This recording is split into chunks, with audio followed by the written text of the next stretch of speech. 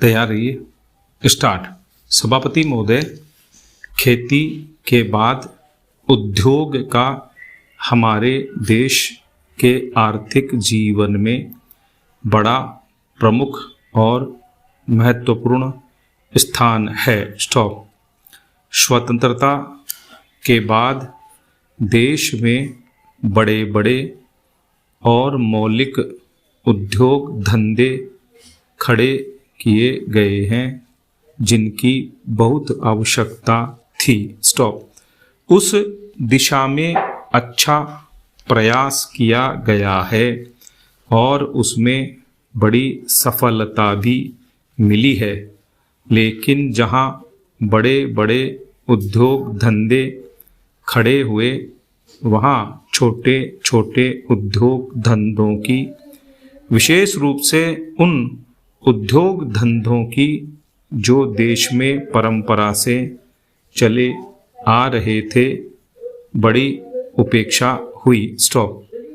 बहुत से उद्योग धंधे अपने पुराने ढंग से चले आ रहे हैं, उनमें कोई नया परिवर्तन नहीं लाया जा सकता है, उनका कोई विकास नहीं हो सकता है। देश की स्थिति को देखते हुए विशेष रूप से ग्रामीण क्षेत्रों में कौन से नए उद्योग धंधे खड़े किए जा सकते हैं, इस बारे में कोई अनुसंधान नहीं किया गया है। स्टॉप।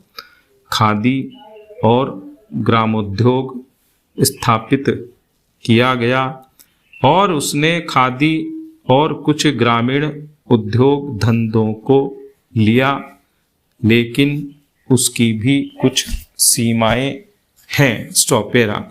बहुत से उद्योग धंधे ऐसे हैं जिनको प्रोत्साहन दिया जाना चाहिए था, लेकिन प्रोत्साहन देना तो दूर रहा, ऐसी नीति अपनाई गई कि उनके काम में बाधा पैदा हुई और उनमें बहुत से टूट गए। स्टॉप।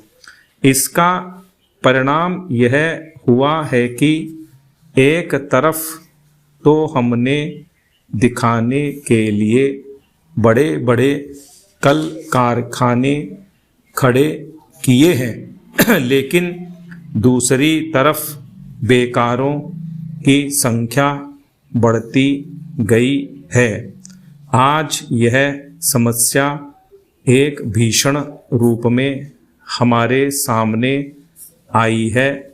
यदि हम छोटे छोटे उद्योग धंधों को, विशेष रूप से कृषि से संबंधित उद्योग धंधों को बड़े बड़े शहरों में नहीं, दूर दूर ग्रामीण क्षेत्रों में नहीं फैलाते हैं, तो इसके दो दुष्परिणाम होंगे। स्टॉप।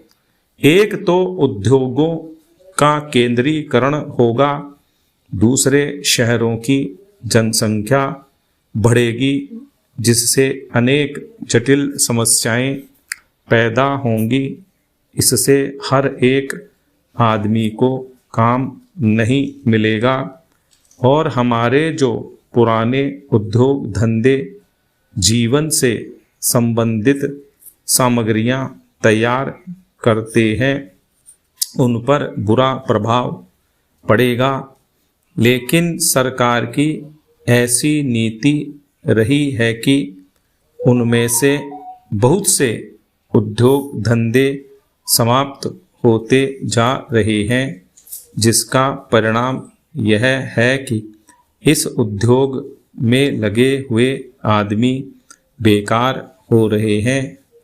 मैं चाहूँगा कि सरकार ऐसे उद्योग धंधों को अधिक प्रोत्साहन देने का प्रयत्न करे। इस प्रयत्न के लिए हम इस मौके पर सरकार का समर्थन देशभक्ति की भावनाओं से करते हैं। स्टॉप।